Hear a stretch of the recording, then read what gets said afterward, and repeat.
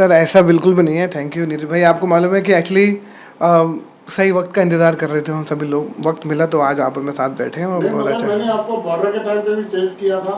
धुरंधर तो आपने बहुत सुपरहिट हो ही गई ये चीज़ें। मैं आपसे एक चीज़ जानना चाहता हूँ मुकेश भाई। पहले लोग दरवाजे ढूंढते थे कि यशराज जाना है, धर्मा जाना है, इस प्रोडक्शन हाउस में कैसे जाना है। अभी आपने सारे दरवाजे एक तरफ मोड़ दिए। मुकेश छाबड़ा मिल जाए तो उनको लगता है दुनिया मिल गई। इसका क्या राज है और आपको कैसे वो पकड़ पाए? न्यू कमर के लिए मैं खासकर उनकी वकालत कर रहा हूँ। पहली बात तो इसका कोई राज नहीं है। मतलब ऊपर वाले की दुआ है, माँ का आशीर्वाद है कि मैं दिल लगा के मेहनत से हम काम कर रहे हैं और पूरी की पूरी कंपनी कास्टिंग में बहुत दिल लगा के काम करती है और फिल्में अच्छी होती हैं, फिल्में चलती है तो उसका फ़ायदा सबको होता है। और आई थिंक वो क्रेडिट जाता है डायरेक्टर को, प्रोड्यूसर को, जिन लोगों ने मुझे ये मौका दिया। और मैं बहुत खुशकिस्मत हूँ कि बहुत से लोगों की उम्मीदें हमसे जुड़ी हुई हैं, बहुत रिस्पॉन्सिबिलिटी फ़ील होती है। और मैं हमेशा बोलता हूँ कि सबसे इजी एक्सेस है मेरे ऑफिस में आना। पूरे हिंदुस्तान में सबको पता है कि मेरा ऑफिस किधर है और आप मेरे ऑफिस में वॉक इन कर सकते हैं, आप अपना इंट्रोडक्शन वीडियो छोड़ सकते हैं। और ये तो आसान है क्योंकि पहला वक्त था कि जब हम बहुत डायरेक्टर के ऑफिस में जाके मिलने की कोशिश करते थे, ना फ़ोन से ना सोशल मीडिया था। आजकल तो एक्सेसिबिलिटी है, हम सबके सोशल मीडिया पेजेस भी हैं, हम सबके एक ऑफिशियल ऐप भी है, आप वहाँ भी अपलोड कर सकते हो, ईमेल आईडी भी है। जितने भी हमारे ऑफिस के अंदर वॉक इन, अगर आप बॉम्बे में रहते हैं तो यहाँ भी सुबह 11 से 2-3 बजे तक आप रोज़ आ सकते हैं। तो ये तो बहुत एक्सेसिबिलिटी है। बाकी जहाँ तक काम की बात है, मैंने जैसे आपको बोला कि तो मेहनत से हो रहा है और हम कर रहे हैं दिल लगा के। मुकेश भाई मुझे पक्का यकीन है कि आपको सिफारिश भी बहुत भयंकर वाली आती होंगी। कोई ब्यूरोक्रेट फ़ोन करते होंगे, कोई पुलिस वाले फ़ोन करते होंगे, कोई नेताजी फ़ोन करते हैं, मेरा बेटा मेरी बेटी। कैसे आप इसको छलनी लेके छानते हो कि ये नहीं, ऐसा नहीं, देखो फ़ोन तो सभी करते हैं, ऐसा नहीं है कि और करना भी चाहिए क्योंकि सबको एक बार उम्मीद है, सबको एक होप है। और अच्छा है कि अगर सब लोगों को उम्मीद है किस तरह से कि अगर ये मुझ तक पहुँच के उनके रास्ते का आगे बनते हैं, अगर मैं वो ज़रिया बनता हूँ, बस उसमें एक ही है कि अगर वो अच्छी एक्टिंग कर पाते हैं और वो सही फिट होते हैं। मैं हमेशा बोलता हूँ कि कहीं न कहीं सब कहीं न कभी न कभी फिट होते हैं। कास्टिंग करेक्ट होनी चाहिए, रोल करेक्ट होना चाहिए। और मैं जितनी कोशिश करता हूँ सबसे मिलूँ, लेकिन जो जेन्युइनली करेक्ट होता है, जो सही टैलेंट होता है, उसकी तरफ हमेशा सबका झुकाव होता है कि सही सही कास्टिंग की जाए। और सब लोग फ़ोन करते हैं और अच्छा लगता है। बस यही है, जो काम सही होता है उसी को काज किया जाता है। मेरा सवाल उसका अगला पार्ट यही है कि बहुत बड़े बाप का बेटा या बेटी अगर उनमें टैलेंट नहीं होता तो हाउ यू हैंडल इट, कि कैसे आप उनको? नहीं, एक्चुअली वो बोल देते हैं। आजकल तो शायद उन सबको काम दिखता ही है ना। आज वो जितने भी लोग हैं उन सबको भी समझ में आ ही गया है, क्योंकि ऐसे अगर ऐसा होता तो बहुत सारे फिल्म स्टार के बच्चे और बहुत से लोगों के बच्चे भी बहुत अच्छा बन सकते थे, बहुत बड़े स्टार बन सकते थे। कि आजकल सबको मालूम है कि जो सही है, जो टैलेंटेड है वही आगे बढ़ेगा। और वो उनको ये बात का अंदाज़ा, हम किसी की रेफरेंस से या जान पहचान से आप कैमरा के सामने तो आ सकते हैं, लेकिन अल्टीमेटली योर टैलेंट और लोग आपको कैसे देखते हैं, कैसे आपको एक्सेप्ट करते हैं, उस पर डिपेंड करता है। और लोग आपको ढूंढने बॉम्बे आते हैं, मुझे पता है टैलेंट ढूंढने आप बहुत शहर में जाते हैं वर्कशॉप लेके। इसका क्या राज है, आप क्या ढूंढने जाते हो? मुझे लगता है कि हिंदुस्तान जो है, पूरा हिंदुस्तान जो है टैलेंटेड लोगों से भरा हुआ है। हमारे हिंदुस्तान के हर कोने में इतने सारा रंगमंच के लोग, इतनी सारी थिएटर एक्टिविटीज़ होती है, इतने सारे डांस फॉर्म है, अलग अलग भाषाएं बोली जाती है, इतने सारा टैलेंट है, इतने सारे रीजनल सिनेमा बनता है, इतनी फिल्में बनती है यहाँ। तो इतना टैलेंट है बहुत। ऐसा बहुत मुश्किल होता है कि हर आदमी बॉम्बे शहर में आ जाए। और ऐसा वक्त हो गया कि आजकल हम लोकल शहर में जाके लोगों को टैलेंट ढूंढ सकते हैं, क्योंकि हर आदमी शहर में मूव नहीं कर सकता।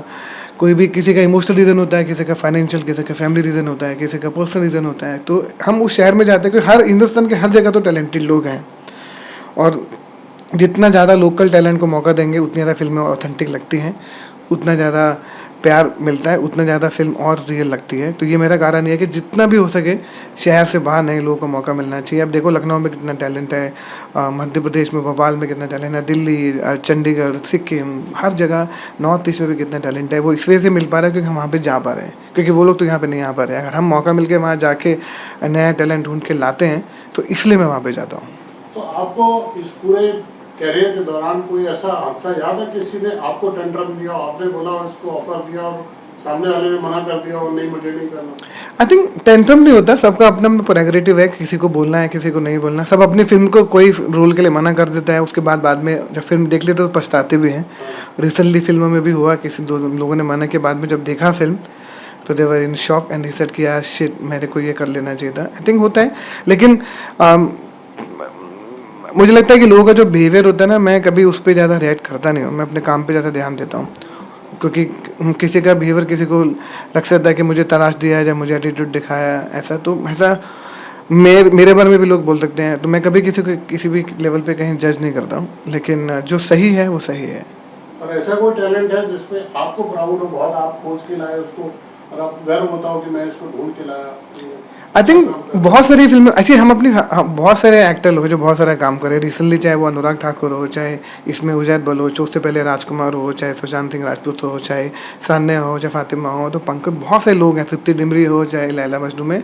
आई थिंक वो बहुत सारे ऐसे लोग हैं, एक का नाम लेना उतना सही नहीं होगा। ऐसे बहुत लोग हैं जो बहुत प्राउड फील होता है जिनको देख के, चाहे वो छोटा बच्चा ही क्यों ना हो, चाहे वो चिल्लर पार्टी के बच्चे ना क्यों ना हो, चाहे वो बजरंग मुन्नी क्यों ना हो, चाहे ब्लैक वारंट के क्यों ना लोग, बहुत सारे लोग हैं मैं बाद में देखता हूँ, चाहे सारा अर्जुन क्यों ना हो धुरंधर की। तो आई थिंक ये बहुत सारे ऐसे लोग हैं, चाहे मेधा राणा हो बॉर्डर में। आई थिंक ये सब ऐसे एक का नाम लेना नहीं है, जो फिल्म के लिए बहुत से लोगों को हम ढूंढते हैं और आपका हर बच्चा आपको प्यारा होता है। तो सुशांत के साथ तो आपने फिल्म डायरेक्ट भी की, अब आपको हम एज ए डायरेक्टर दोबारा कब देखेंगे? आई थिंक अभी तो बहुत सारा प्यार कास्टिंग को मिल रहा है, अभी इतना सारा काम, इतनी बड़ी रिस्पॉन्सिबिलिटी है, अभी और फिल्में बनानी है और बहुत सारे नए लोगों को मौका देना है। आई थिंक ये वक्त सब करवाता है, मुझे लगता है कि वो ऊपर वाला सब कराता है और आपका टाइमिंग अपने आप चीज़ों को बनाता चला जाता है।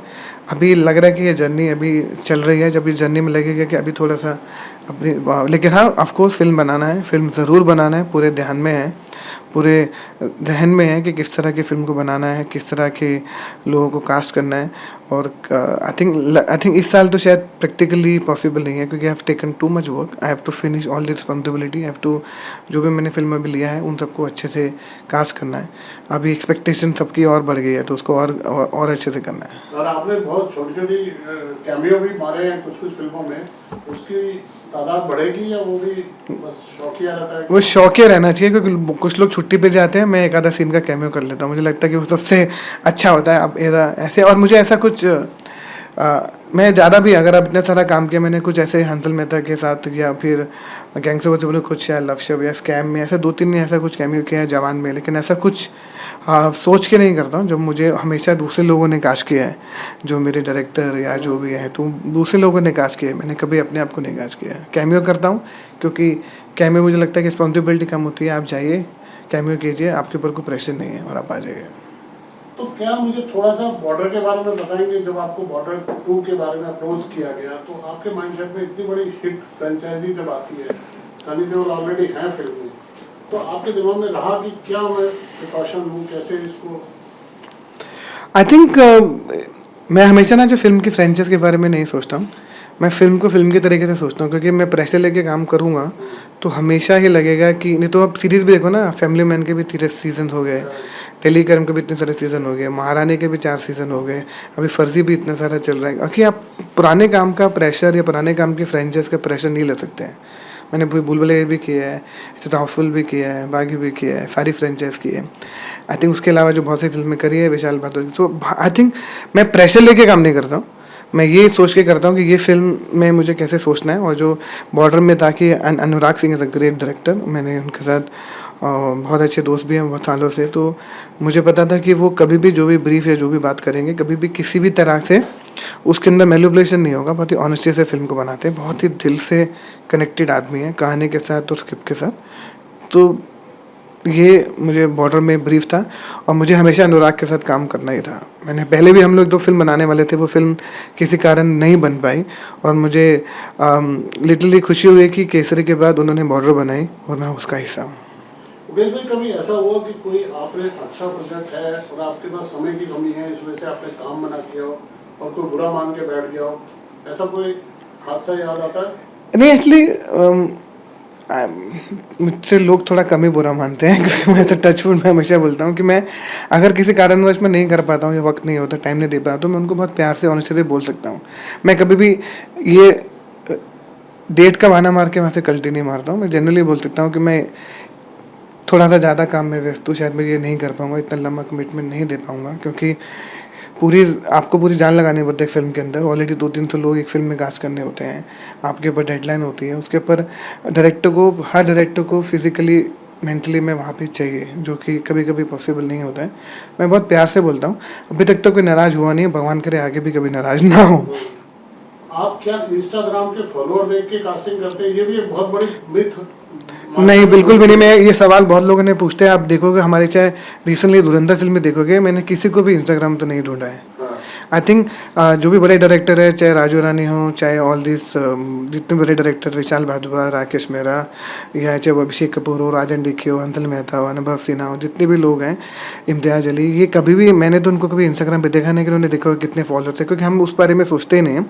ये जो कंटेंट क्रिएटर अपना जो एक फॉलोअर को देख रहे हैं, वो शायद किसी गाने के लिए, किसी ऐड को प्रमोट करने के लिए वर्क करता हो, पर फिल्मों में उतना वर्क नहीं करता है। हम लोग फिल्मों में किसी भी लेवल पे फॉलो देख के कास्ट नहीं किया, आज तक तो नहीं किया। धुरंधर में अब इतने भी लोगों को देखेंगे, किसी को भी सबको ऑडिशन के बेस पर वो कैरेक्टर की तरफ से कास्ट किया गया है। हाँ, लेकिन जिन लोगों के फॉलोअर है बहुत इंडिपेंडेंट, एक अच्छा प्रोफेशन है, they are making lot of money, they are putting, बहुत ज़्यादा हार्डवर्क कर रहे हैं, पर उसका एक्टिंग से कोई लेना देना नहीं है। But you are right, acting से उसका कोई है। बहुत सारे फॉलोअर, 10-20 मिलियन फॉलोअर वाला कोई इन्फ्लुएंसर अगर फिल्म में आता है तो क्या वो प्रोजेक्ट को कोई वैल्यू देता है क्या? नहीं, ये सिर्फ ये ऐसा बिल्कुल नहीं है, लेकिन जो प्रोजेक्ट में जो भी लोग आ रहे हैं उसको एक्टिंग अच्छी करनी पड़ेगी, तभी फ़ायदा होगा। क्योंकि अगर 10 मिलियन लोग फिल्म देखने आ रहे हैं, उतने लोग जो हमारे बहुत सारे सुपरस्टार एक्टर लोग हैं, उनके भी इतने फॉलोअर है, उतने लोग पिक्चर देखने भी आ जाए तो पिक्चर वैसे भी सुपर हिट हो जाएगी।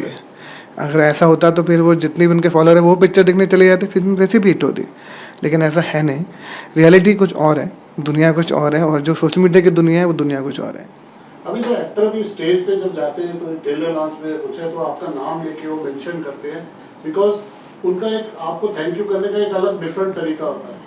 धुरंधर की सक्सेस को आप कैसे देखते हैं?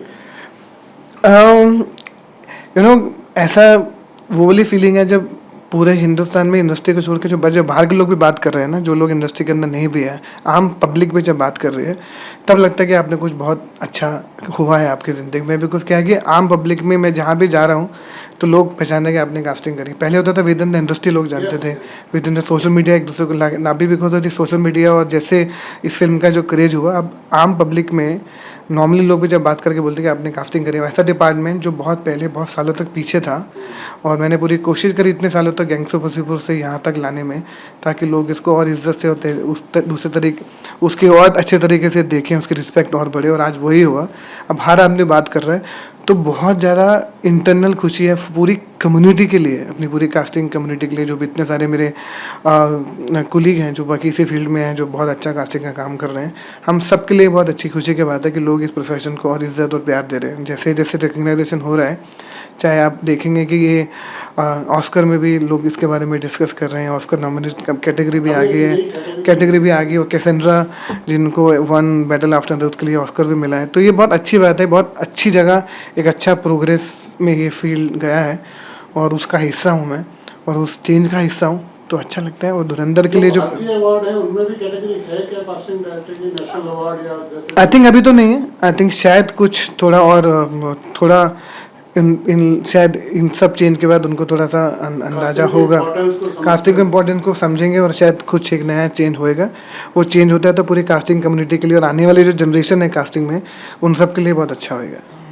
तो आप अपने फैंस से कुछ कहना चाहते हैं, जो और लोग जो स्ट्रगलर हैं, जो आपके पास आना चाहते हैं, या कोई और उनको टिप्स देना चाहते हैं? मैं सिर्फ एक ही टिप बोलूँगा, जितने भी एक्टर, जो भी लोग एक्टर बनने की कोशिश कर रहे हैं, जो करना चाहते हैं, आपने ये फील्ड चुना है तो बहुत मेहनत करना, बहुत ही हेक्टिक, बहुत लंबा सफ़र है, और अगर आप उस प्रोसेस के अंदर दौरान खुशी से स्ट्रगल करेंगे तो आपका जो रास्ता है वो थोड़ा आसान हो जाएगा, क्योंकि बहुत मुश्किल सफ़र है। आप जितना हंसते हुए इस काम को करेंगे और आप खुशी खुशी इस ऑडिशन को करेंगे, खुशी खुशी अपने आप को संभालेंगे, मेंटल हेल्थ का ध्यान रखेंगे, जो कि बहुत इंपॉर्टेंट है, क्योंकि बहुत कम काम है और बहुत सारे लोग हैं, पर अगर आप जेन्युइनली इस अपने क्राफ्ट पे काम करेंगे तो मैं हूँ आपके साथ। आपने अपनी सक्सेसफुल फिल्मों के बारे में तो बात बताया, मुझे लगता है आपने मना भी किया अपकमिंग, मुझे रामायण का पता है कि आप कास्टिंग कर रहे हैं रामायण की, कुछ हमें रिवील करना चाहेंगे उसके बारे में? बिल्कुल भी नहीं, क्योंकि मैं बहुत इंतज़ार कर रहा हूँ उस फिल्म का, बहुत मेहनत से उस फिल्म में बहुत से काम किया। अभी धुरंधर का वेव चल रहा है और मुझे बड़ी खुशी हो रही है कि धुरंधर के वेव में आपकी मेरी बात हो रही है। किंग के बारे में, रामायण के बारे में, और जो भी बहुत सारी फिल्म हम कर रहे हैं उसके बारे में मैं आपसे और भी तो बात करूँगा, सारी बातें यहीं करेंगे तो फिर बाकी के लिए क्या मौका मिलेगा।